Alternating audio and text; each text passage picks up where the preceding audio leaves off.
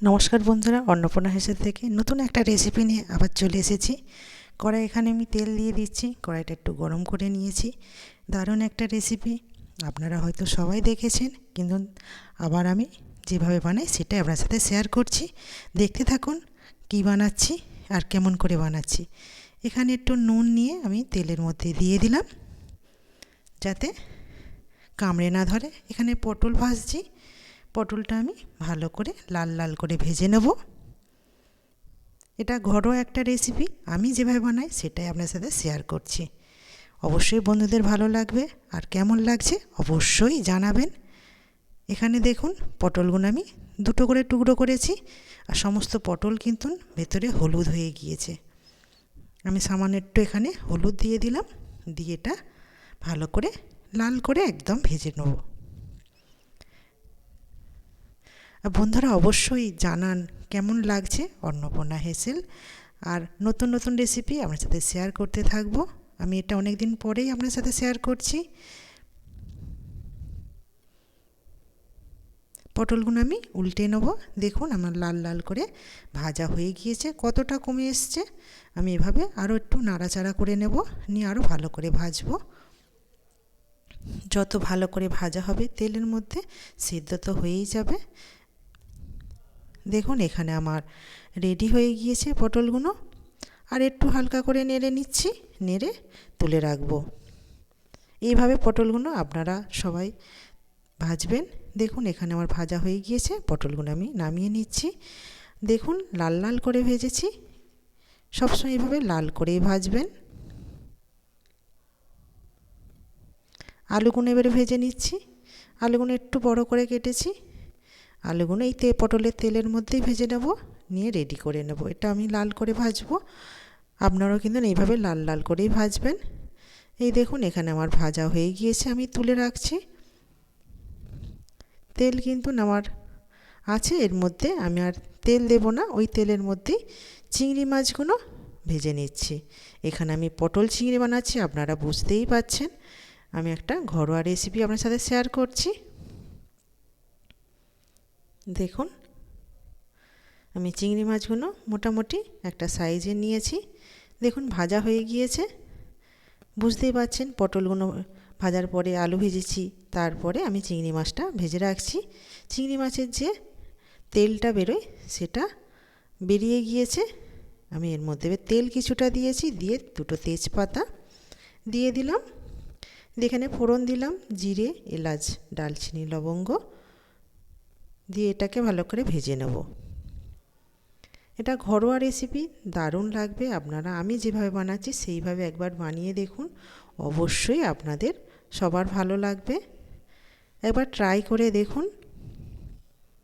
এখানে আমার রেডি হয়ে গিয়েছে মশলাটা ভাজা। আমি বাকি উপকরণগুলো দিতে থাকবো। এখানে আমি রসুনটা থেঁতো করে নিয়েছিলাম শিলের মধ্যে, সেটা আমি ভালো করে দিয়ে ভেজে নিচ্ছি। কাঁচা গন্ধ ছাড়া অবধি এইভাবে ভাজতে থাকবো। দেখুন এখানে আমার রসুনটাও হালকা হালকা রং ধরে গিয়েছে। আপনারা কিন্তু এইভাবেই বানাবেন, আমি যেভাবে বানাচ্ছি। বাড়ির প্রত্যেকটা মানুষেরই ভালো লাগবে খেতে।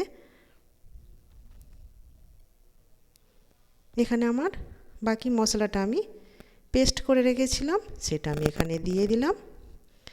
এখানে ধনে, জিরে, আদা এখানে সব পেস্ট করে রেখেছি, দিয়ে ভালো করে পেঁয়াজ আছে সমস্ত একসাথে পেস্ট করেছি, করে এটা আমি মশলাটা কষিয়ে নেব। রসুনটা আমি আলাদা করেছি। দেখুন আমার এখানে পেস্টটাও ভালো করে আমি ভাজতে থাকবো যতক্ষণ না তেল ছাড়ছে মশলা থেকে। কালারটাও চেঞ্জ হয়ে যাবে ভাজার সাথে সাথে, আপনারা বুঝতে পারবেন। আমি এবারে পরিমাণ মতন এখানে হলুদ দিয়ে দিলাম।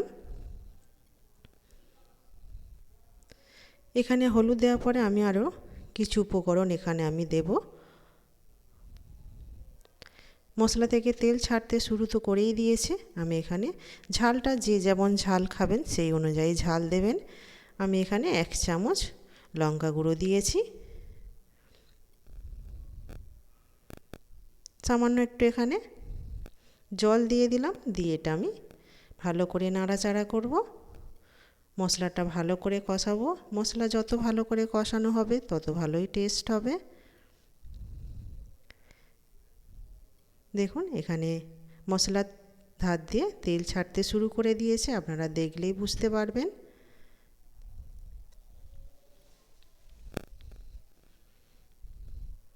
আমি যেভাবে পরপর মশলা দিয়েছি একবার এইভাবে উপকরণ বা এইভাবে যেভাবে বানিয়েছি একবার এইভাবে বানিয়ে দেখুন, অবশ্যই ভালো লাগবে। এখানে আলুটা দিয়ে দিলাম, দেখতেই পাচ্ছেন তেল ছেড়ে দিয়েছে মশলা থেকে। আলুগুলো দিয়ে ভালো করে কষতে থাকবো আরও।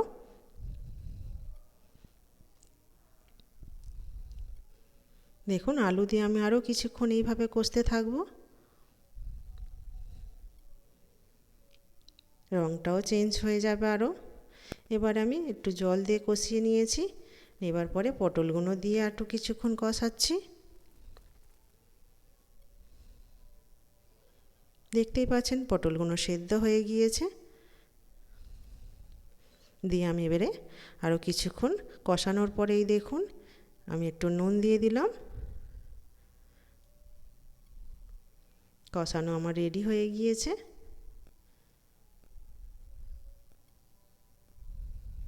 আমি জল দিয়ে দিচ্ছি পরিমাণ মতন। জল দিয়ে এটা চাপা দিয়ে দেব।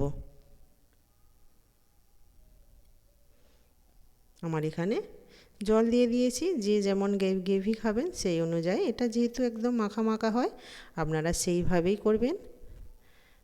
আমি এবারে দেখুন পটল সেদ্ধ হয়ে গিয়েছে, কালারটা কত সুন্দর এসছে। আমি এখানে কোনো কালারের জন্য কোনো কিছুই দিইনি, কাশ্মীরি লঙ্কারে। এখানে দেখুন চিংড়ি মাছ ভাজাগুলো এখানে দিয়ে দিলাম। দিয়ে এটা আমি আরও কিছুক্ষণ চাপা দিয়ে দেব। এখানে দেখুন আমার চিংড়ি মাছটা দেওয়া হয়ে গিয়েছে। আমি একটু নাড়াচাড়া করে নিয়ে এটা আমি আরও ঝোল কিছুটা আমি কমাবো। যেহেতু আলু পটল সবই সেদ্ধ হয়ে গিয়েছে, চিংড়ি মাছটা দিয়ে একটু ফুটিয়ে নেব যাতে টেস্টটা আরও সুন্দর হয়। এরকম তরকারি হলে গরম ভাতে সত্যিই এক থালা ভাত খাওয়া হয়ে যায়। আপনারা একবার অবশ্যই এইভাবে আমি যেভাবে বানিয়েছি সেইভাবে বানানোর চেষ্টা করুন। এইভাবেই বানাবেন, কিন্তু দারুণ হবে। একদম সম্পূর্ণ ঘরোয়া রেসিপি, আর আমি যেভাবে বানাই সেটাই আপনার সাথে শেয়ার করি। এখানে সামান্য একটু দিয়ে দিলাম দুধ। আপনারা চাইলে অবশ্যই একবার এরকম ট্রাই করবেন, দুধ দিলে কতটা দারুণ টেস্ট হয়। এখানে কিন্তু আমি নারকেলের দুধ দিলাম, গায়ে দুধ না। আপনারা অবশ্যই একবার এইভাবে বানান, দারুণ লাগে। আমি যেভাবে উপকরণগুলো দিয়েছি এইভাবেই দেবেন। এখানে আমি পরিমাণ মতন 1 চামচ ঘি দিয়ে দিলাম। ঘি দিয়ে একটু নাড়াচাড়া করে নিলাম। দেখুন ঝোলটা কতটা, গ্রেভিটা কম হয়ে গিয়েছে, একদম মাখা মাখা হয়ে গিয়েছে। আমি এটা বেড়ে এইভাবে কিছুক্ষণ রেখে দিয়ে অফ করে দেব। কেমন লাগলো অবশ্যই জানাবেন।